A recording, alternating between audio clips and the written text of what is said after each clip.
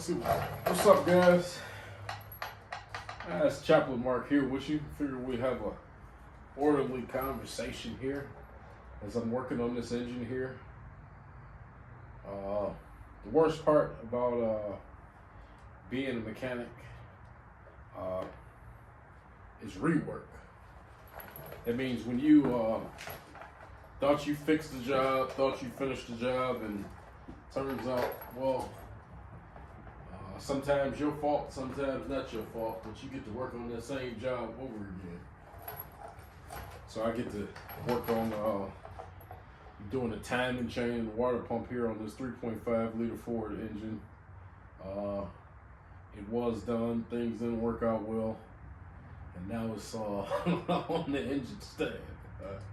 Absolute worst nightmare. But you know what, guys? Things happen. You know, sometimes you can't avoid bad things from necessarily happening to you. Such is life, and such is the part of the game called being a mechanic. Anyway, I just wanted to have a conversation with you.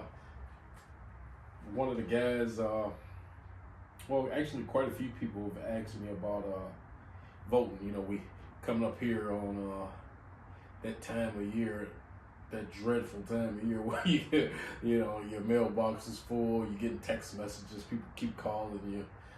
They want you to vote for somebody. There's nasty ads on both sides. Nothing seems to be working out. Well, it's just an aggravation, right? It kind of pisses people off, to be honest with you. And so some people just elect not to even participate in the process of voting. They say, well, they don't do nothing for me, you know, it's just not even worth it, you know. And I've always been a strong participant in the voting process. When I look at the history of people not having rights to vote and all that kind of stuff, it just, I don't care who you vote for, you know.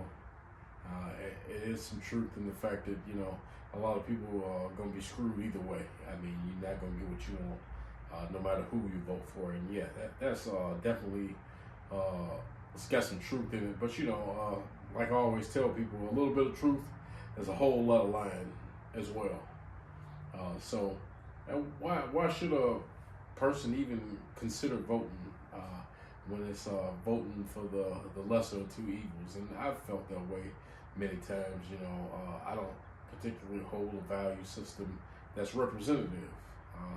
I don't see a candidate or a person that represents me in government at all. You know, I'm not a proponent of the two-party system, to be honest with you. But you know, that's what we got. So why should you vote? Well, let me put it to you this way. There's always going to be things in this world that are counter to God. And a lot of times that's the government. But even in that, because I'm coming from a chaplain's point of view, Christianity point of view, discipleship point of view, however you identify, faith point of view. And so no matter where you stand on it, there's always downsides. But that's neither here nor there. So what I've always tried to communicate to people why you want to vote is you got a voice. There's a lot of people in the world that don't have a voice. And even if you believe that voice is false, stand on something. You know, the older people will tell you somebody that doesn't stand for anything will fall for anything. And so you got to make a choice. And life is full of choices. And one of the things that I found so disappointing with a lot of people is everybody likes to complain about things. And then when you have the opportunity to at least make your voice known, whether it in your mind it counts or not, you should make that decision. Like I said, I don't tell you which way to vote or what what political party, they, for the most majority part, are crooks. But the thing that matters the most is your local elections, guys.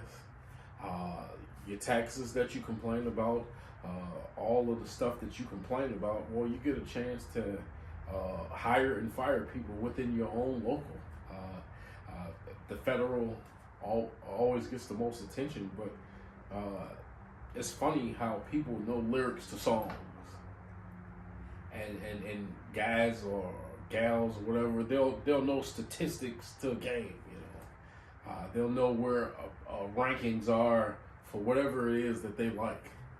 But the things that affect you the most, that you actually have some participation in, you'll notice that people know nothing about it, and if they do, they're completely removed from the process of actually making their voice heard. You got the opportunity to know what people stand for, whether they stand for you or not. You get the opportunity to vote for taxes, millages, and things in your own local government, and your prosecutors, people that fight for you. And say, oh, no, that doesn't mean nothing. That's not true. People get Social Security. It took votes to get that stuff done. People that are now able to vote that were denied for years. It took votes to get those things done, guys. This stuff just didn't happen on its own. People were lifted out of bondage. People had a voice. People were murdered and killed, and blood was spilled so that you could have a voice. And with the thing that the thing that makes me mad is that people don't want to use their voice but to complain. Well, guess what? You have the opportunity to make your voice count. A lot of times, even things simple as cars and engines, they're votes that get cast, whether or not we're going this way or that way.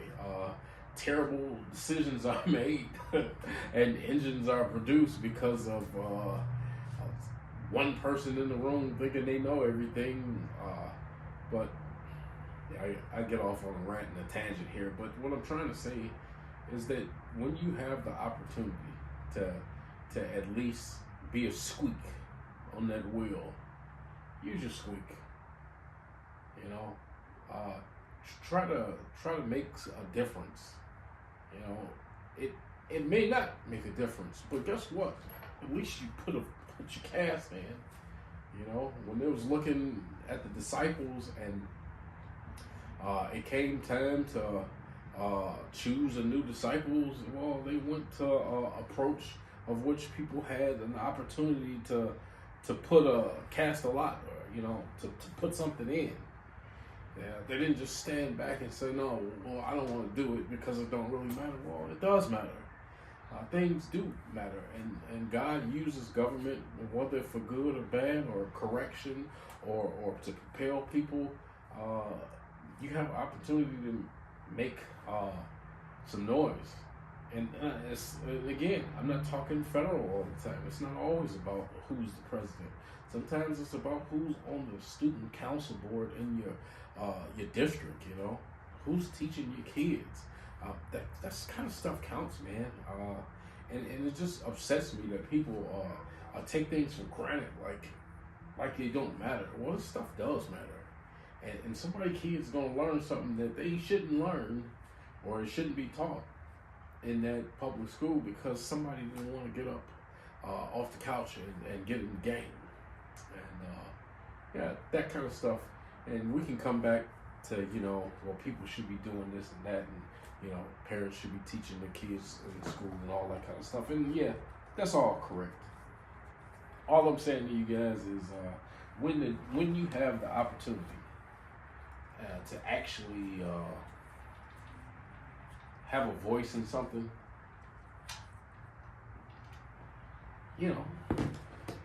have a voice. Be a voice.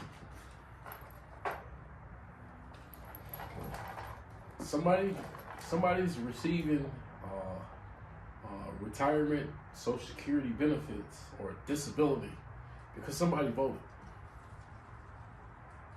Somebody's, whether you like it or not, is receiving food because somebody voted. Funds are allocated based on people participation. Lives do get changed based on participation.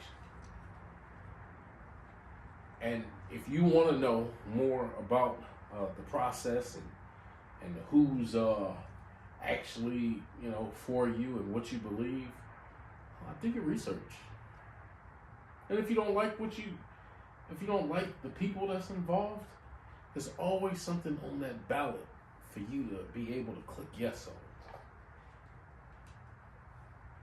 Don't quote me a Luther Vandross song or a Lil Baby song and then sit on the side and not know anything about who affects the laws that govern how you live in this world.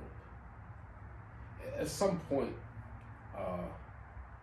people have to be responsible for what goes on. If you want to buy cars and things like that, that's great. You want to buy houses and things like that, that's great. But the taxes that's always associated with that, guys, that stuff comes from voting. When you paying extra taxes on top of tax, that's because somebody did or did not vote. When I go to sell my house and I can't put the money in my pocket without paying this absorbent amount of fee, and I gotta pay a capital gains tax, well, that's tied to voting. Everything in your government that affects your life is tied to voting. So guess what? Get out and vote. Or be quiet. How about that? Don't complain about nothing. If things ain't going the way you think they should go, guess what? You didn't make your voice heard, so it don't really matter what you say anyway. I know it's a nasty way to say it, but you know what? Sometimes you get, sometimes you need a little nastiness. Somebody telling you, to get out there and make a difference.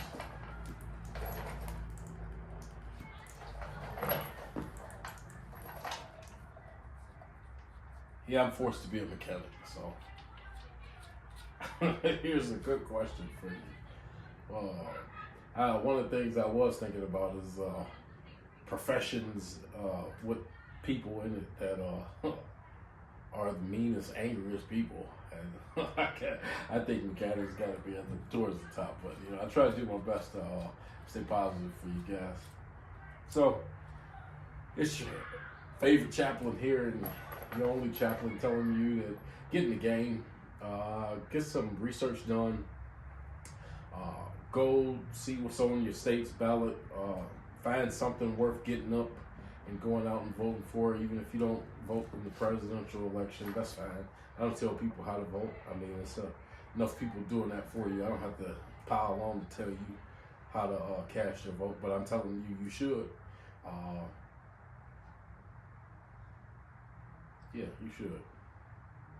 That's all I got for you guys today. Hopefully that was a motivation, or maybe it wasn't so motivational for you to do anything. But I just want you to know that a lot of times other people's lives, whether you know it or not, depends on you just doing the small things.